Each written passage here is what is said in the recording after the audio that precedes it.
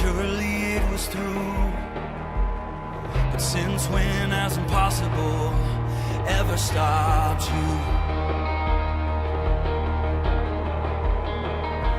Friday's disappointment, Sunday's empty tomb.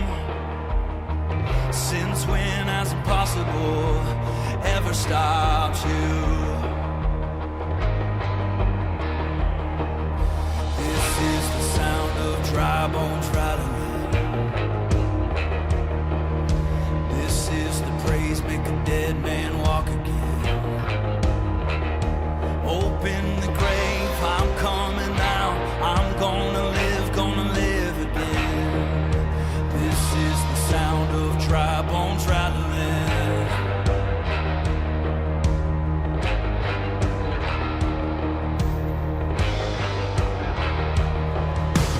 Pentecostal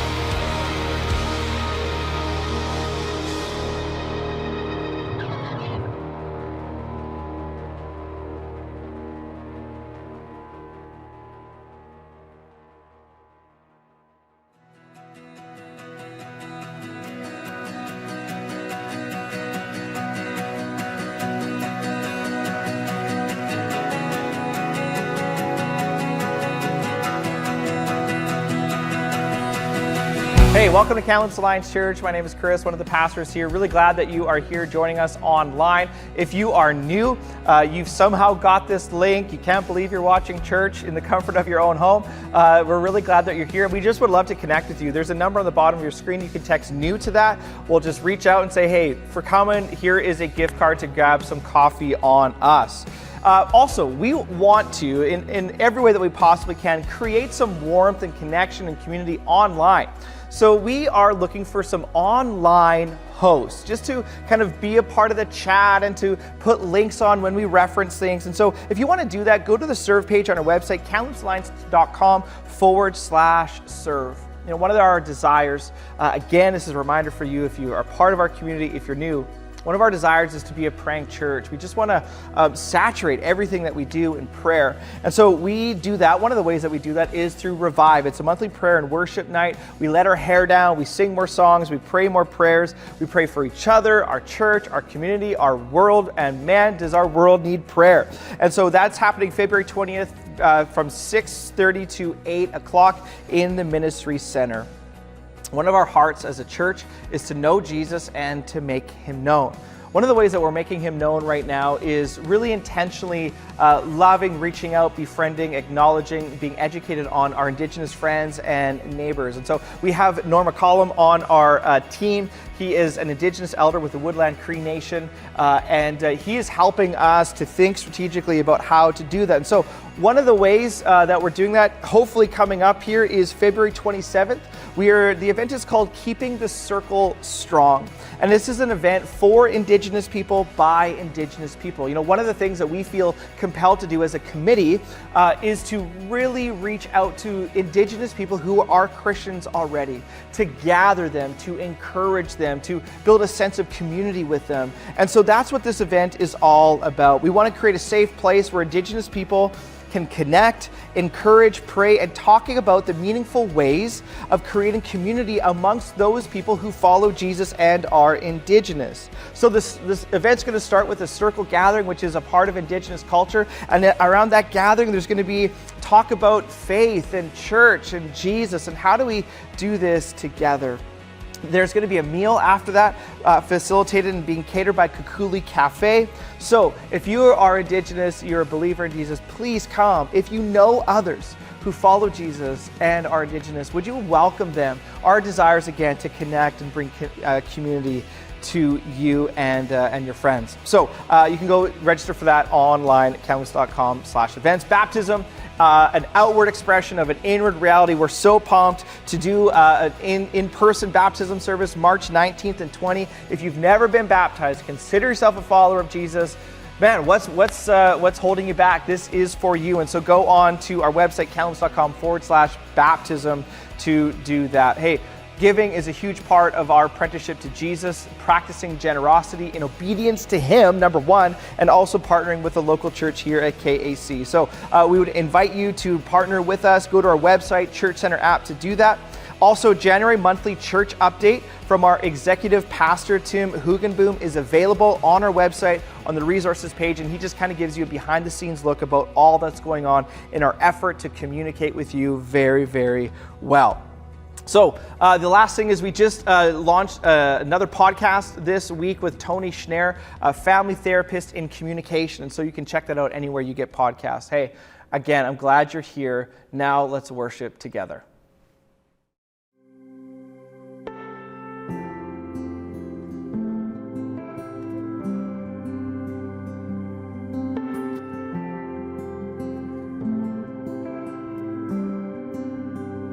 The head that once was crowned with thorns is crowned with glory now. The Savior knelt to wash our feet. Now at his feet we bow.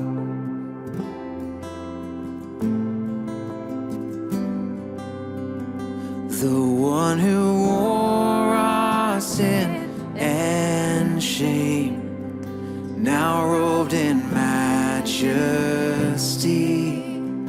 the radiance of perfect love, now now shines for all to see.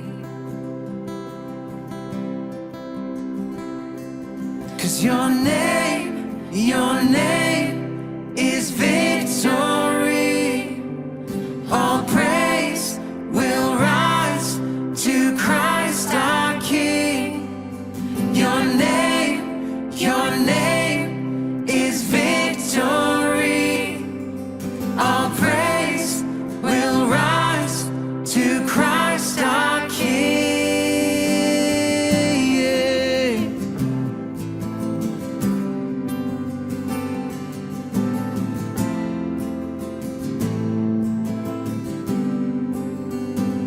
The fear that held us now gives way to Him who is our peace. His final breath upon the cross is now alive in me. 'Cause your name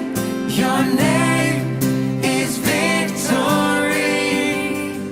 All praise will rise to Christ our King. Your name is victory. All praise will rise to Christ our King.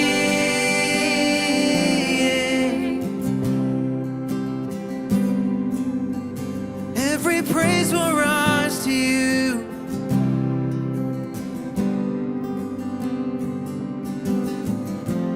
By your Spirit I will rise from the ashes of defeat. The resurrected King is resurrecting me. In your name I come alive to declare your victory. The resurrected King is resurrecting me. By your Spirit I will rise from the ashes of defeat. The resurrected King is resurrecting me. In your name I come alive to declare your victory. The resurrected King is resurrecting me. By your Spirit I will rise from the ashes of defeat. The resurrected King is resurrecting me. In your name I come alive to declare your victory. The resurrected King is resurrecting me. Yeah. You are resurrecting me. Oh.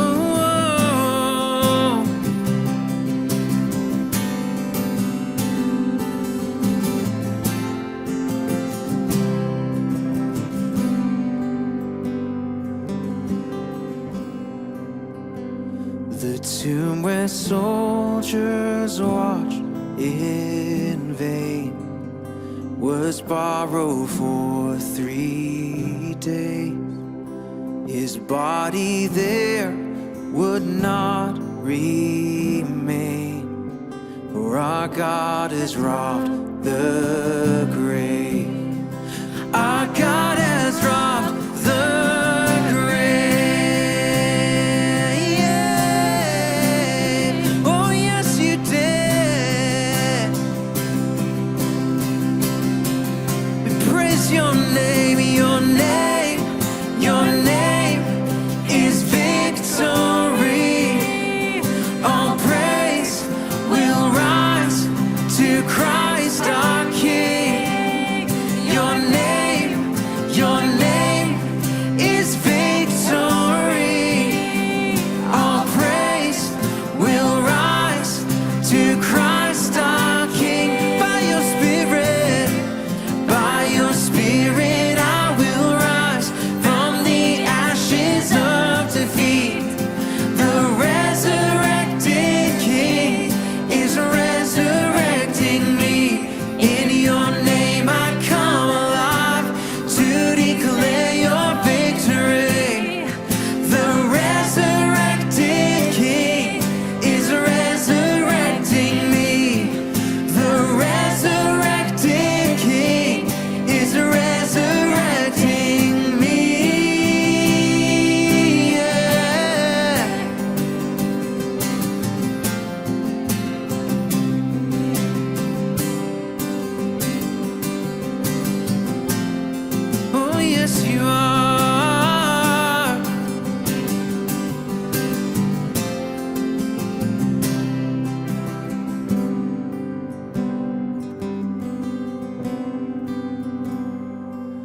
'cause your name is victory. All praise will rise to Christ our King. Your name is victory. All praise will rise to Christ our King.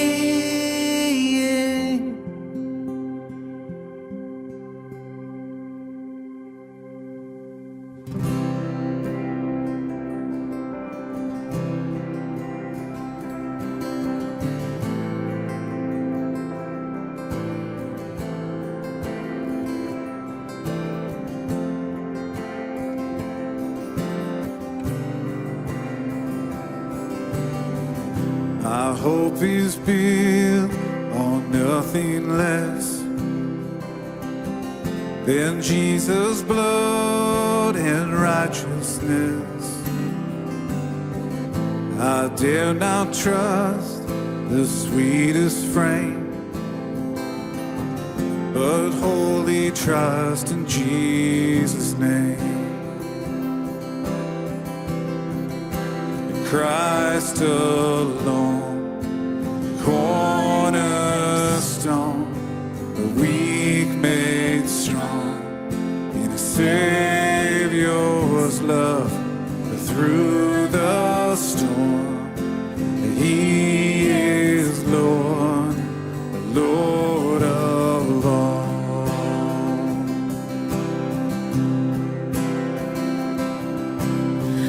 When darkness seems to hide his face, I rest on his unchanging grace. In every high and stormy gale, my anchor holds within the veil. My anchor holds within the veil.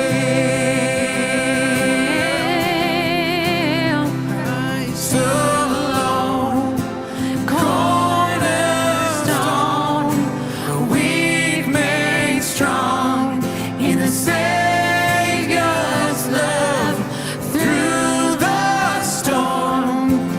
He is Lord, the Lord of all.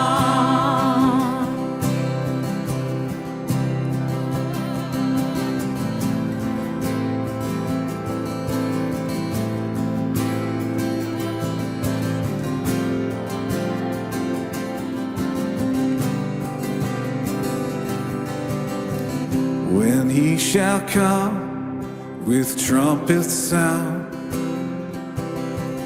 oh, may I then in him be found, dressed in his righteousness alone, and fathers stand before the throne. The fathers stand before the throne.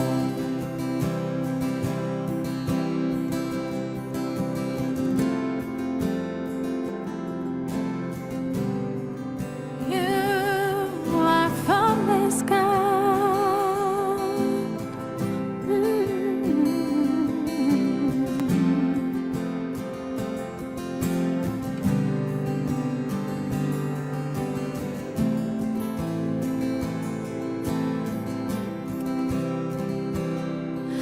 And I will build my life upon your love.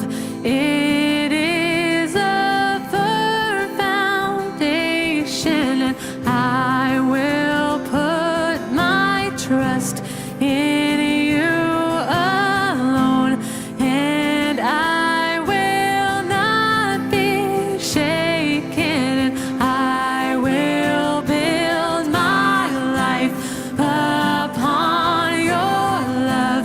It is a firm foundation.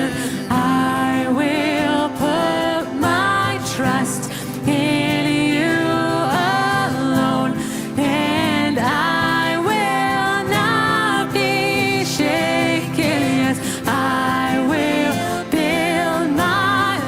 life upon your love.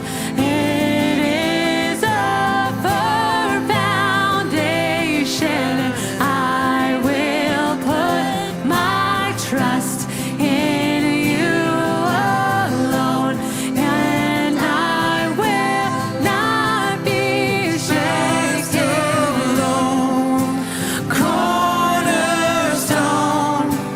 weak made strong in the Savior's love. Through the storm, He is Lord, Christ alone. Cornerstone, weak made strong in the Savior's love. Through the storm, He is Lord, Lord alone.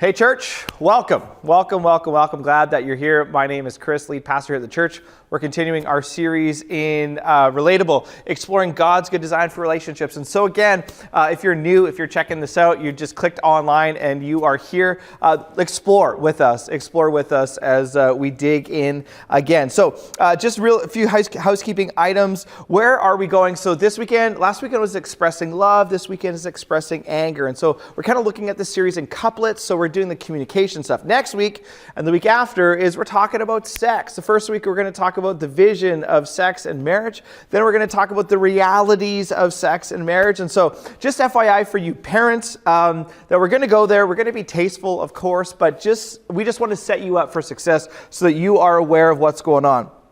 So there's that. The other thing is like what we're trying to do in these few weeks, last week and this week, is really set a vision for emotionally intelligent marriages. And how do you express love and to do that in an effective way? And how do you express anger and to do that in a constructive way? And so that's what we're trying to do here. Now, I realize as we're talking about this, maybe a fair critique of this series in general is, but I'm not married. And so why would you be talking for 12 weeks about, and so that's actually quite fair.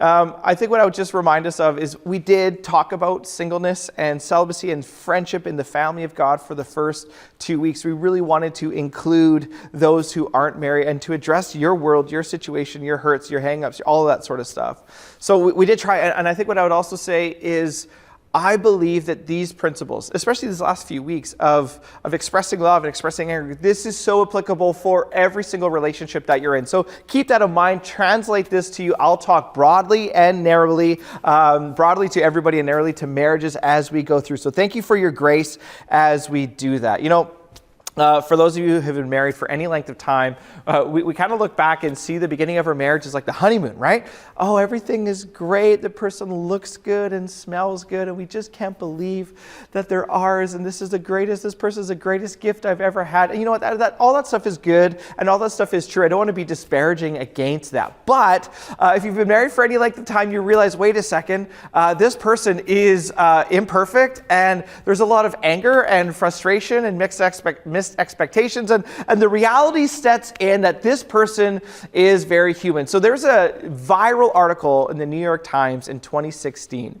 It was written by a guy named Alain de Botton. He's a French philosopher. He's not a Christian in any stretch of the imagination. The title of the article was "Why You Will Marry the Wrong Person." I want to draw some truth out of what he said when it comes to this idea of anger and kind of the reality of marriage. He says, we need to swap the romantic view for a tragic and at times comedic awareness that every human being will frustrate, anger, annoy, madden, and disappoint us. He says, let's just give up this whole idea of Hollywood and let's just deal with fact here. Then he goes on, and we will, without any malice, do the same to them. So that person's going to annoy you, frustrate you, anger you, and you will do the same to them. He says, But none of this is unusual grounds for divorce. So he's like, you don't have to break up over it. Why? Because choosing who we commit ourselves to is merely a case of identifying which particular variety of suffering we would most like to sacrifice ourselves for. Oh, how romantic. Wow, that's beautiful. It's not beautiful. It's a little harsh, but I think he's on to something, that the reality of life together means that there's going to be anger and frustration and all of this stuff of communication difficulties around that. So here's what we're going to do this weekend as we think about expressing love. We're going to look at a command in Ephesians chapter 4, look at ways to do conflict and anger, destructive ways, how not to do it, and then we're going to come to the table, the Eucharist, the Lord's Supper, towards reconciliation. So we got three kind of movements there in the last towards reconciliation. So let's start here. In Ephesians chapter 4, Ephesians, high point of the New Testament as far as theology and the effects of Jesus and what he's done. And so the first three chapters of Ephesians are belief. It's all about belief, Christian doctrine and ideas about who God is, the gospel, all that stuff. And then the last three chapters are about behavior. Belief leads into behavior. And so here's what Paul is doing in Ephesians 4, is he's talking about the difference that Jesus has made in your life. And so he talks about rules for Christian living in community. And here's what he says. He says, in your anger, do not sin. I want to unpack that in two ways. In your anger is the first one. In your anger. So for some of us, when we come to this conversation about expressing anger, I think the first step is to say, you have feelings of anger. Because depending on your family of origin, how you grew up, your view of conflict, your experience, all that sort of stuff. For some of us, we just want to shy away from anger or conflict all the time. And so in your marriage, you're like, no, we don't have any conflict. There is no feelings of anger. And I want to say that doesn't pass the smell test. It just doesn't work.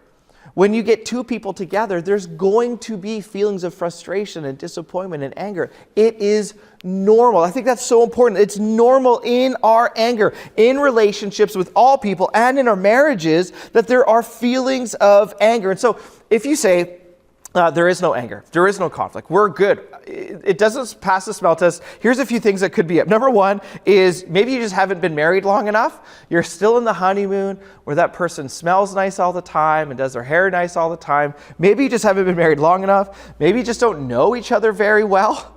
Maybe you don't talk very much. Maybe that person's on the road. And so your marriage is fantastic because the person travels 340 days of the year. Maybe the other thing is that you're just lying. You're afraid of what that would mean. Maybe you've lost your personhood and the relationship doesn't mean a whole lot to you anymore. And so you're just backed away from any difficult conversation because you know what? It just doesn't matter. Well, all of those things aren't good reasons, aren't good signs in our relationships. And so I think for some people, the first step is to say, yes, there are feelings of anger here. Now, I was never good at math, all right? Never good, still not good. Like my daughter is now in grade 2, and this is still at the point where I can help her with her math, but I can see a time very, very soon where she's gonna come to me with a problem like this. A train left, Philadelphia traveling at 80 kilometers or whatever, 80 kilometers an hour. Another train left New York at this time. When will they meet in Washington? Once those problems in math start, I'm like, I have no idea. All right, this is why we have Google Maps for those types of things. So I'm not good at math, but here's the one thing I know. Here's a math problem, is that one sinner plus one sinner does not equal no conflict. Like that is so clear. When you have one person who's a sinner, and another person, it does not equal no conflict. And so we have to say, you know what, there is anger, and it's in your anger, do not sin. What is conflict? Well, conflict is, simply put, like a difference of opinion. So there's differences of opinion on all sorts of things, and those differences of opinion lead us to places of anger and frustration. So I want to talk a little bit about anger. I want to zoom in on anger, this feeling. In your anger, do not sin. Well, what is anger? Anger actually shows us a lot about what we hope for and what we dream about. Psychologists will say that anger is a second emotion. So we feel something first, and then we get angry. You don't just get angry out of nothing. It's a second emotion. So what I want to do is I want to lead you through some thinking from a 12th century Catholic saint. His name is Thomas Aquinas. He wrote the book, a huge tome of theology called the Summa Theologica, still a studied philosopher to this day. He's a saint in the Catholic Church. And in the Catholic tradition, in order to be a saint, you actually had to perform some sort of miracle. And for Aquinas, the reason why he was sainted was because his miracle was that he was so smart that it had to be divine how smart he was. So anyway, here's what Aquinas says about anger. I love this. He says, anger equals this. It's desire plus hope plus sorrow. Desire plus hope plus sorrow. So think about it this way. I have a desire that my kids sleep through the night. I have hope that tonight they will, because tomorrow I have a very busy day. They get up in the middle of the night and I get angry. I have hope, I have desire, and then there's boom, sorrow comes. All right? So hope plus desire plus sorrow. So this has been helpful for me as I get angry. And this has been helpful for me to kind of feel my thinkings and think my feelings, all right? And this has given me a pause to say, well, what am I hoping for? What's my desire here? And what's the sorrow that I face? And so I've had to come to a place where I'm like, well, is it an actual legitimate hope that my kids who are young are going to sleep through the night every night? No, it's not. So that actually has helped me to think through the process of why and how I get angry. And Aquinas says this shows us where we put our hope and our desires, because we are met with sorrow all the time, that anger equals desire plus hope plus sorrow. And so Paul is saying, in your anger, which is normal, it's a normal emotion, do not sin. To put that positively, in other words, it is possible that in your anger, you don't have to sin. Because if we're honest, replaying some of the tapes of our relationships or our marriage, some of the most difficult, regretful moments of our life have come when we were angry. When we said something, when we did something that we are ashamed of, that ruined a relationship, put a wedge between somebody that you love and you. And this is the hope, is that he's saying, in your anger, do not sin. In your anger, do not sin. See, the hope is that when we look at Jesus, you see somebody who, in his anger, did not sin. The one moment, we don't have time to get into it, but the one moment that comes to mind is when Jesus turns over the tables in the temple. He has righteous anger towards a place of worship being desecrated and basically turning into a commercial mall. And he says this should not be. And so Jesus shows us how to steward this anger properly. In your anger, do not sin. Then it says, do not let the sun go down while you are still angry. This is kind of the second clause. Do not let the sun go down while you are still angry. Don't have time to get into it. What this is talking about is an immediacy. You need to deal with this anger. Unresolved anger is not good, and you need to deal with it. Now, some people will read this and say, do not let the sun go down while you're still angry. And so they're up till like 2 a.m. trying to keep their eyes open and trying to work through their conflict, their difference of opinion and their anger, because you cannot let the sun go down. We have to deal with this today. I don't read it that way. I think this is an idiom. It's a phrase. So when you hear the phrase, it's raining cats and dogs, you don't actually think it's actually raining cats and dogs. It's a phrase to mean something else. And what this is saying is, deal with your anger immediately. So if that works for you, and it's a 24-hour period, you don't let the sun go down while you're still angry, great for you. But I think what this is actually saying is deal with it in a very urgent matter. Why? And do not give the devil a foothold. Unresolved anger, unresolved conflict leads to feelings of resentment and bitterness. When conflict, when differences of opinion, when frustration and anger and these feelings aren't addressed, when we get out the sweeper and we sweep it under the rug, we think it's dealt with, but it's not.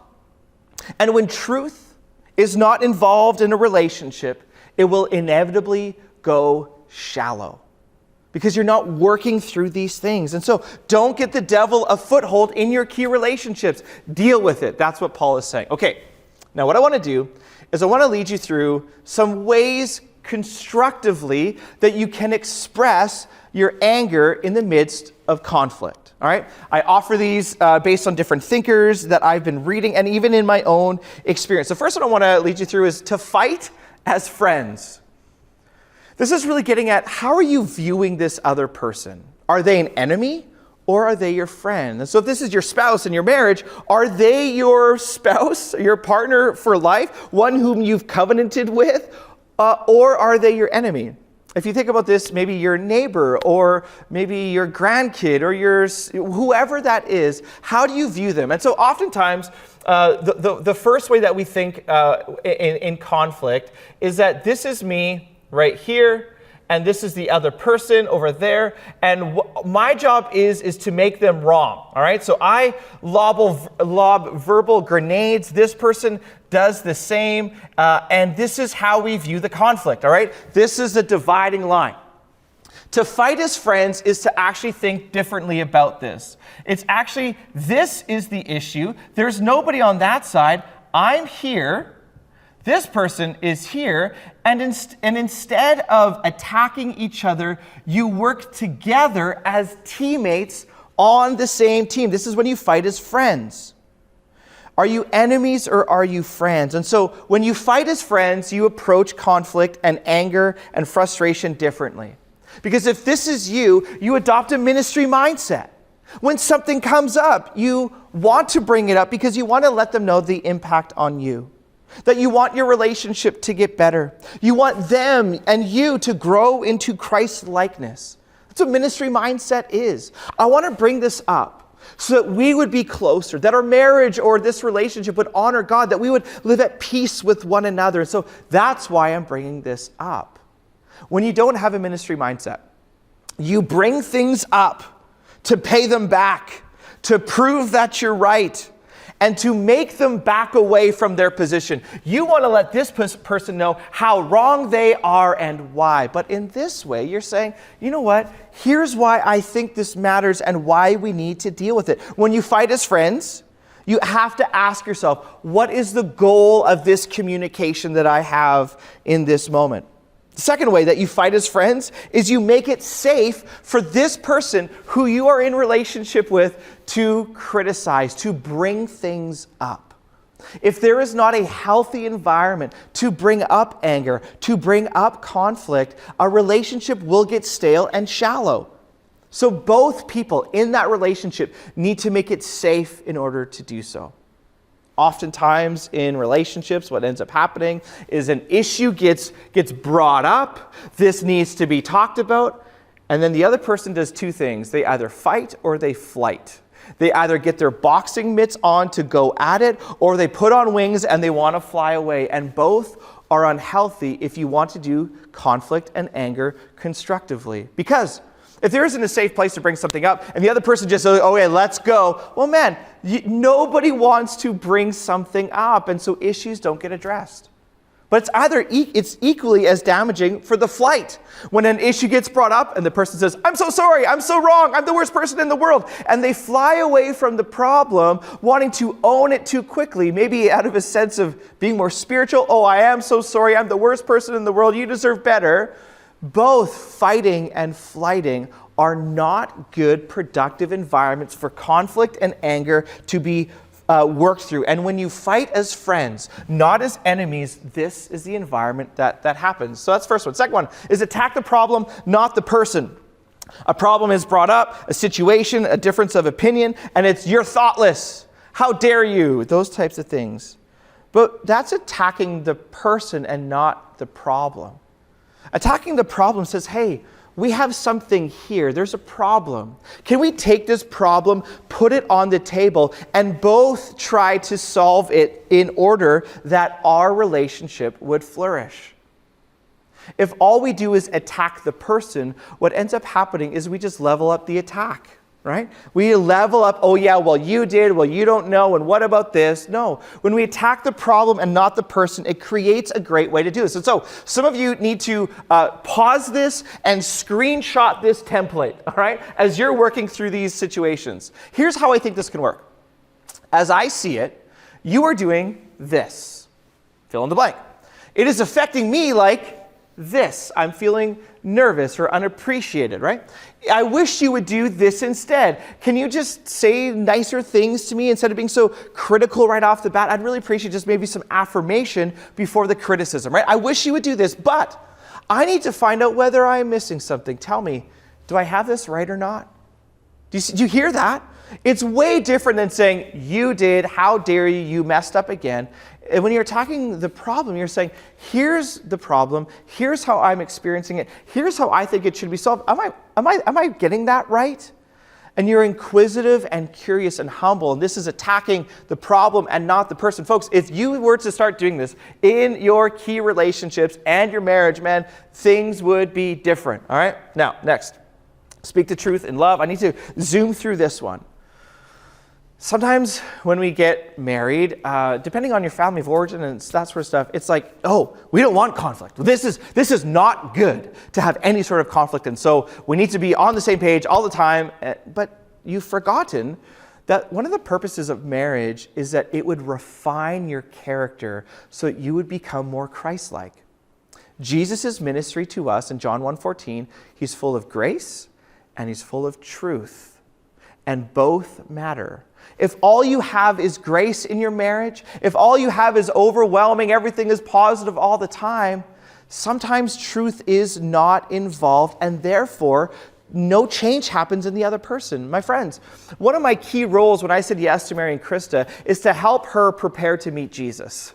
So that when, at the end of Krista's life, long time from now, that when she sees Jesus, he says, I know you, you look like me. And Krista says to him, I know you. My job is to help Krista prepare to meet Jesus, which means that I need to be affirming and positive and see her flourish. But it also means that God has asked me to play a refining role in Krista's life, to give her observations, to help her understand the ways in which she is not formed in the image of Jesus. And she does the same to me. And we do that by speaking the truth in love. And there's lots of ways to do that and lots of bad ways to do it. In Ephesians 4:15, that's what Paul says, to speak the truth in love. And so what I would say is, I think there needs to be, in healthy relationships, in healthy marriages, there needs to be a refining of each other, not so that they would better serve me, but that they would better reflect who Jesus is. So, how do you do conflict constructively? Is you speak the truth in love. Then, rules for a fair fight. So I want to jump through this. There needs to be rules of engagement. If you want to do conflict and anger and frustration constructively, there needs to be rules for a fair fight. So let me lead you through, all right? First, you need to identify the issue. What are we talking about? What are we not talking about? Now, there's going to be lots of different issues compiled on each other, but I think you need to separate as much as you can and say, this is what we're talking about. You need to choose the right time. 11:30 for me and Krista to start talking about our finances, not the right time.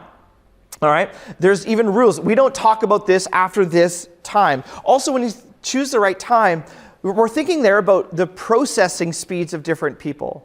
For myself, I'm wired for communication and let's get this done. The person that I've married, she's a processor. She needs time to think through something. And so that's what you're trying to figure out. Choose the right time, choose the right place, at your in-laws, in front of other couples, Christmas morning, probably not the best time to bring it up. So choose the right time, choose the right place. Begin with a positive stroke. And I think that's so key. Before you bring it up, say, you know what? I want you to know how committed I am to this marriage.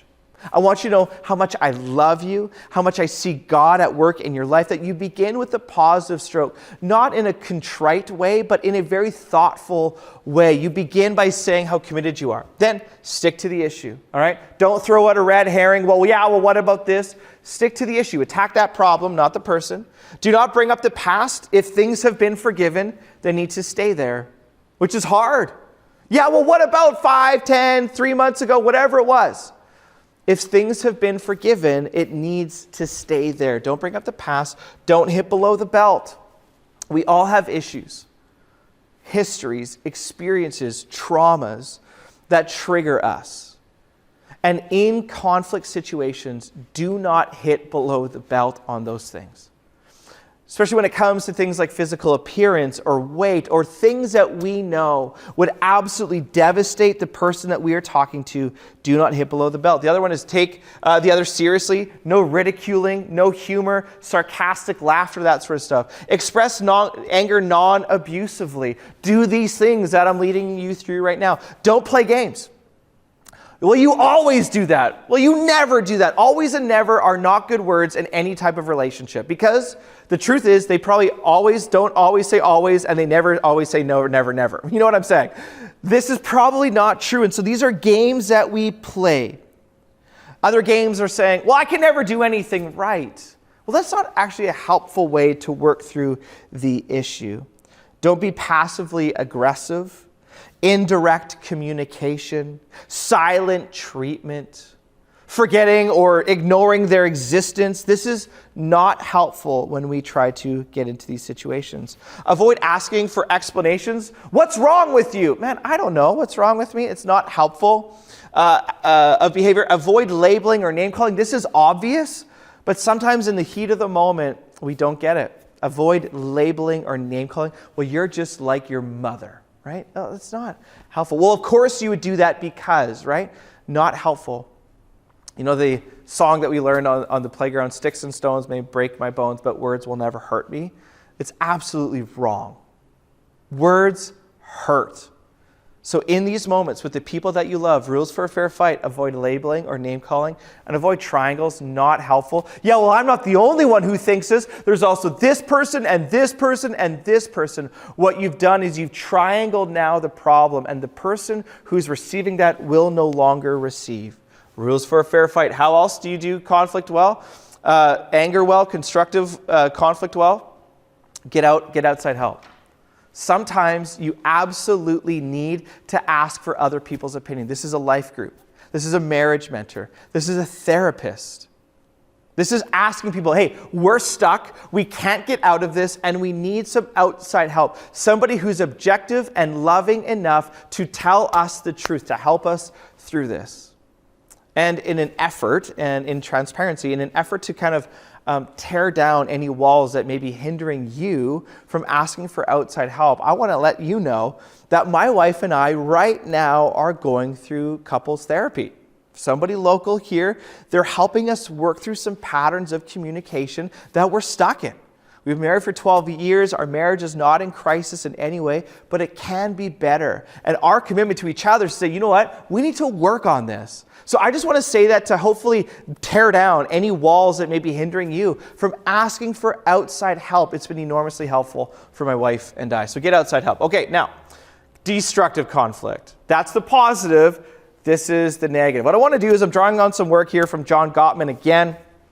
Gottman is a researcher in relationships and really a leading thinker in this way. Gottman did what he called love labs, and he would get couples in, hundreds of couples in, to talk about their marriage and conflict and all that sort of stuff.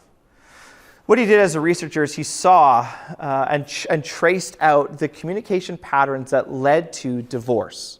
Okay? This is in a marriage context. Now, as I share these things, I'm not saying that if these are happening, that you're going to get divorced. That's not what I'm saying at all.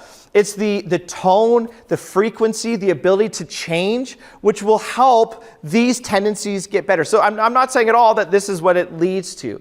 Often I think these things I'm going to talk to you about are normal in relationships, but it's being aware of them and having to change them as well. So here's what Gottman said. When he looked at couples who got divorced, he called it the 4 horsemen, all right? The 4 horsemen. These were patterns of communication that led to destructive patterns in relationship. So the first one, I should also say this.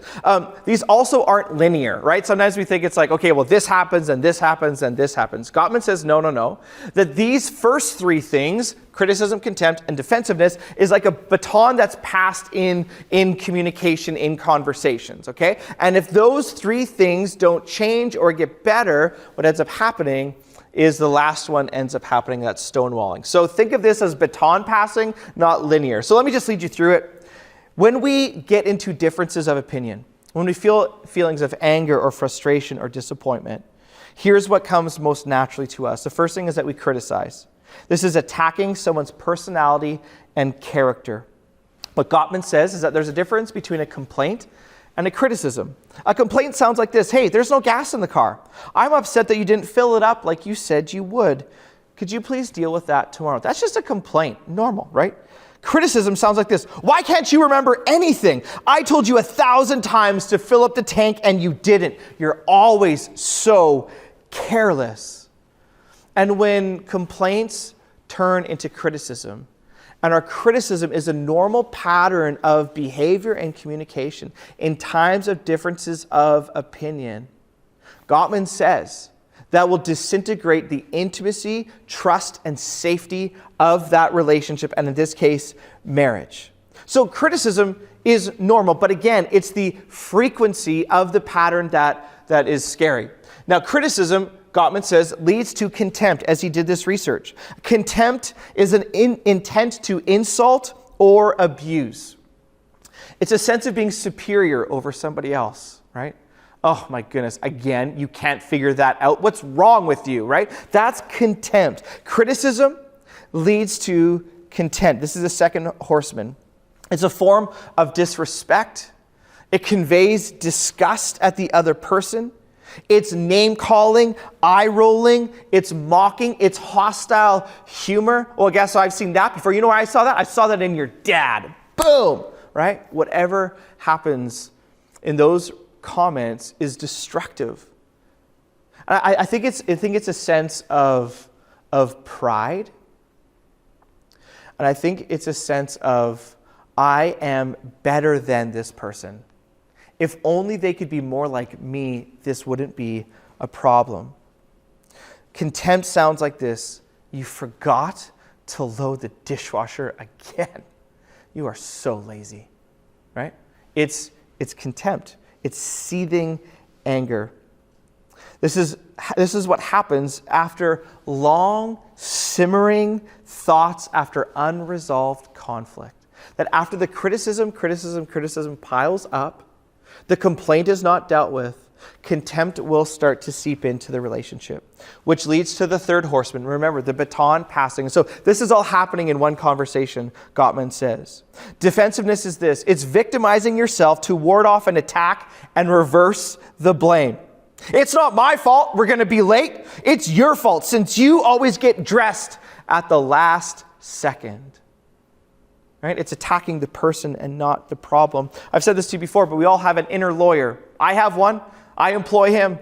And that's what defensiveness is when the issue comes up, we bring out this stack of evidence against that person and say, well, here is how you're wrong and how I am right. The problem isn't me. The problem is you. And let me tell you why. And why are you picking on me about this? Because I have example A, B, C, D, all the ways that I've gotten this right, and you are wrong. What about all the good things I do? You are impossible to please. You know, when I think of my default in my key relationships, my marriage, just in general in my life is a defensiveness. And it's an insecurity that I have, that I want to be shown to be put together and successful, and that I'm on top of everything. So when something is lost, especially in my marriage, I want to show Krista how wrong she is, how right I am. And I think that's going to be pave the way to closeness in my marriage. And it's just not true. It's not true. And so criticism leads to contempt, leads to defensiveness. And after long seasons of this, okay, this is like some of these things are normal, all right? We need to get out of them, but they're normal. After long seasons of this pattern, defensiveness, contempt, criticism, all spiraling out of control, Gottman says eventually someone will shut down. And this is stonewalling. And stonewalling is withdrawing to avoid conflict and convey disapproval, distance, and separation. The person just shuts down and gets out. This looks like getting up and leaving the room in the middle of these types of conversation. We try to avoid the fight. We just don't want to talk about it again. So we try to avoid the fight. But in avoiding the fight or the conflict, we eventually just avoid the marriage altogether. There's no signs of conversational interest. And this is kind of the last step, that when all three are on repeat for long seasons, that this is the last step where there's stonewalling. It sounds like this: look, you know what? I don't even know where to go from here. We've been over this repeatedly. You know where I stand. I'm done.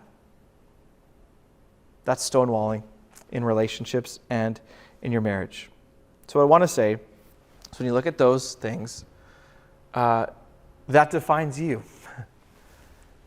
It defines your relationship with your in-laws or with somebody at work. Defines your relationship with a sibling, with a child, with a grandchild. But these patterns just keep going and going and going and going, and it's so destructive. I also know that this is some of your marriages as well. Some of your lived realities right now where there's no communication. Stonewalling has happened on both sides, and you're just cohabitating. And so I want to acknowledge the feeling and the pain that you're going through, that you're exasperated, you're unsure, you're confused, you're hurt. You don't know where to go from here. You're daydreaming of different realities. Man, my life would just be better if. In this lonely state, in this confused and hurt state, you're sending out tentacles of affection to other people. You're getting a hold of former relationships on Facebook, neighbors, trying to find another intimacy because it just is not found in this relationship. I just want to say it's very real. And it's very difficult, and you are in a state of pain. There is hope. There is hope. So let me lead you through some ways towards reconciliation.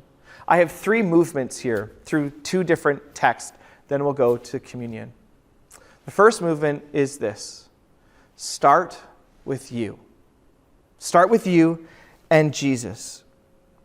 You cannot control the other person. You cannot control them rising out. You cannot control them getting help. You cannot control any of that. You can control you. To take ownership of your own journey. And so Jesus, in Matthew chapter 5, says this.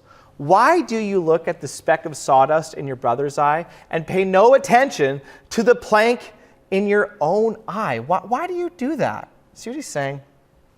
Objectively, there's only 2 specks, right? They're the same size. There's a speck in their eye and a speck in ours. But what we want to do is we want to maximize their speck to be a log, and we just see ours as nothing, right? Why do you do that? How can you say to your brother, let me take the speck out of your eye when all the time there's a plank in your own? You should, and what he's saying is, you should see the speck in your own eye as a plank and the speck in his eye as just a speck. It's a radical reframing to say, start with yourself before you criticize, before you attack. You need to start with you. Jesus goes on, you hypocrite. First take the plank out of your own eye, and then you will see clearly to remove the speck from your brother's eye. And when we are in conflict moments, you need to ask, what of this do I need to own? You need to ask Jesus, what are you asking me to address in my character through this? Is it my unbridled anger? That in my anger I sin, and I sin a lot? Is it to ask for forgiveness for some of the patterns, the words that I have said in this relationship? Is it the fact that you need to own the home in which you grew up in and how that's affected your communication habits? And you need to go to therapy. You need to get outside help. My friends, you need to start with you. You cannot control the other person. That's the first movement. Start with you. Secondly, I want to lead us to John chapter 18. John chapter 18 is where we're going to go. John chapter 18 is the arrest of Jesus of Nazareth before he goes to the cross. For those of you who are new to church, this is what is going on. In John 18, here's what it says. When he had finished praying, Jesus left with his disciples and crossed the Kidron Valley. On the other side, there was a garden, and he and his disciples went into it. Now Judas, who betrayed him, knew the place because Jesus had often met there with his disciples. So Judas came, listen, to the garden with a detachment of soldiers and officials from the chief priests and the Pharisees. They were carrying torches, lanterns, and weapons. This was the conflict-energized situation. It's night. It's in a garden.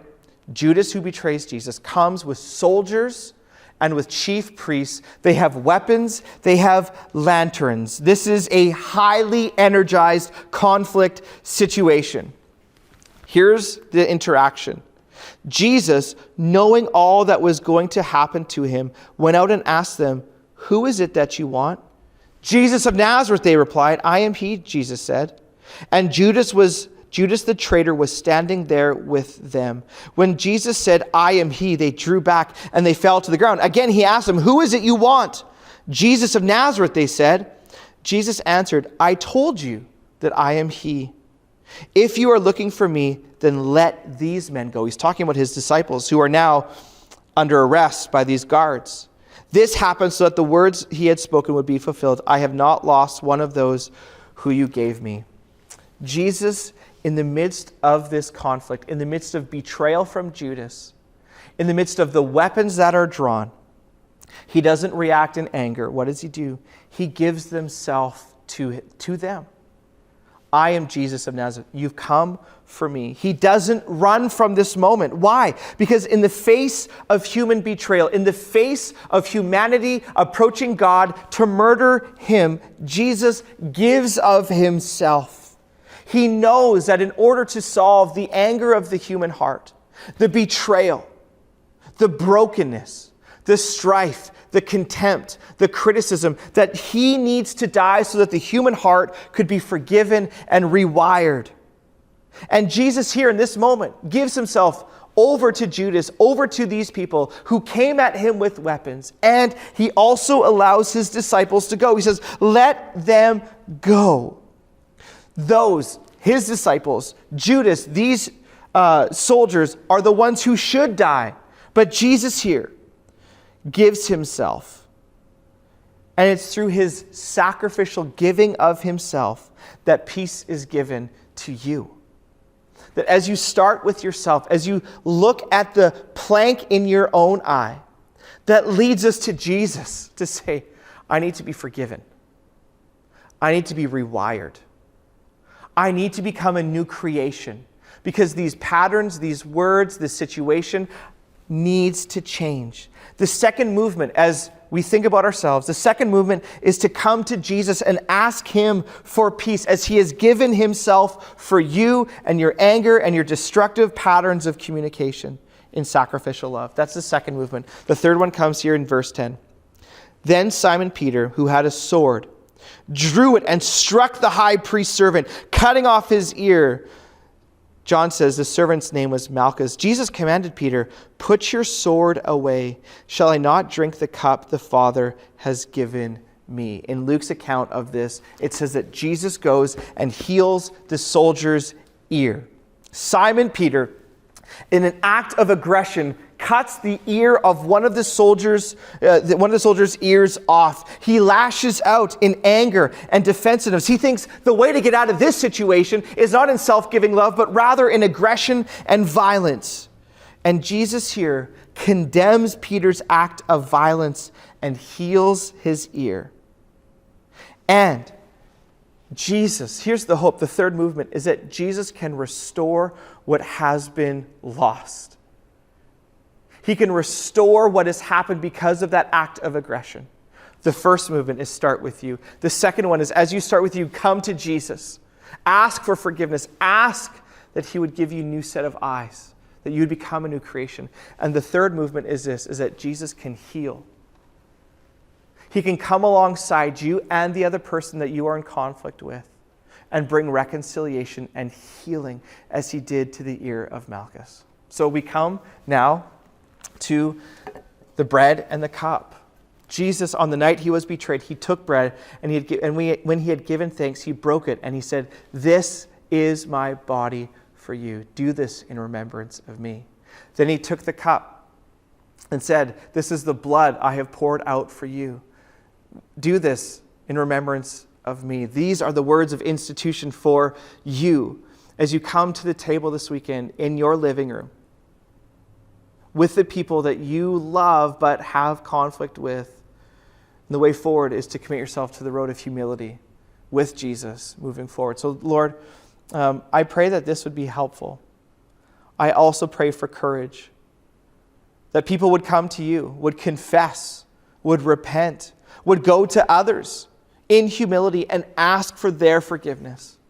They would reach out for help. They would look to these types of ways that they can do better as they move forward in their key relationships and in their marriage.